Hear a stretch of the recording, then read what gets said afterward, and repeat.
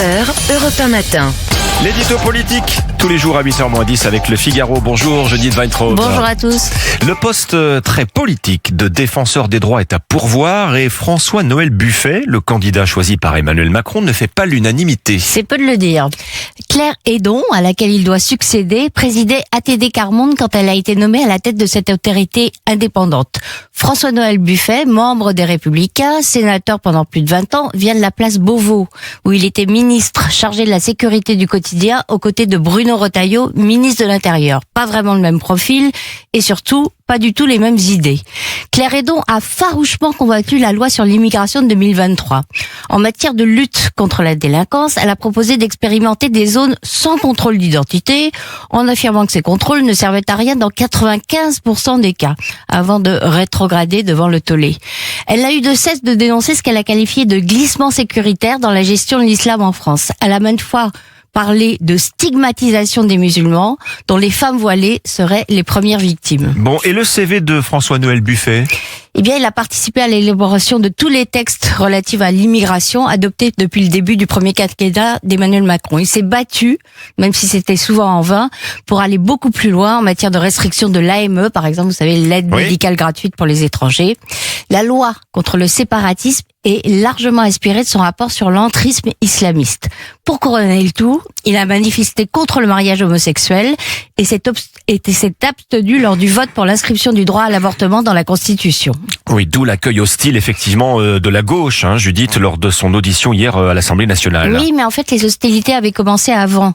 Quand Emmanuel Macron a choisi François-Noël Buffet, un collectif d'associations a lancé une pétition pour demander au président de trouver un autre candidat. Parmi elles, il y avait Amnesty International, France Terre d'Asile, SOS Racisme, Médecins du Monde et le syndicat de la magistrature, celui du Mur des cons. En commission, l'insoumise Gabrielle Catala s'est étonnée que les plus de 100 000 signatures recueillies par cette pétition n'aient pas conduit François-Noël Buffet à renoncer de lui-même au poste. Andy Carbratt, vous savez, le député insoumis qui avait été pris achetant de la drogue à un mineur avec son indemnité parlementaire, a reproché à François-Noël Buffet, je cite, ses votes racistes et homophobes au Sénat. Sa camarade de LFI, Daniel Obono, a renfoncé le clou en assurant qu'il y avait une doctrine du défenseur des droits incompatible avec les votes en question. Et d'ailleurs, sur ce point, elle n'a pas entièrement tort. Doctrine, alors de quelle doctrine parle-t-elle ? La loi instituant le défenseur des droits ne dit pas qu'il doit aider un délinquant à se soustraire à la justice, un migrant en situation irrégulière à rester en France, ou un adepte de la charia à enfreindre la laïcité. Mais dans les faits, tous les défenseurs des droits se sont comportés comme si c'était leur mission. La conversion la plus spectaculaire a été celle de Jacques Toubon. Quand il a été nommé en 2014, les ONG se sont insurgées. C'était un ancien ministre RPR, il avait voté contre l'abolition de la peine de mort et la dépénalisation de l'homosexualité. Enfin, rien n'allait. À la fin de son mandat, toute la France insoumise chantait ses louanges.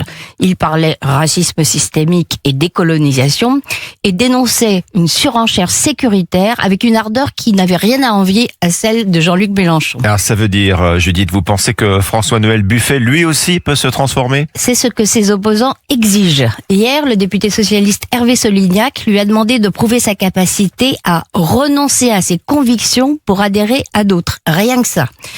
Il a répondu que sa seule boussole serait le droit, mais qu'il ne se renierait pas. On verra l'épreuve de la fonction, puisque même si la gauche est vent debout, sa nomination mardi prochain, après son audition au Sénat, est quasi certaine.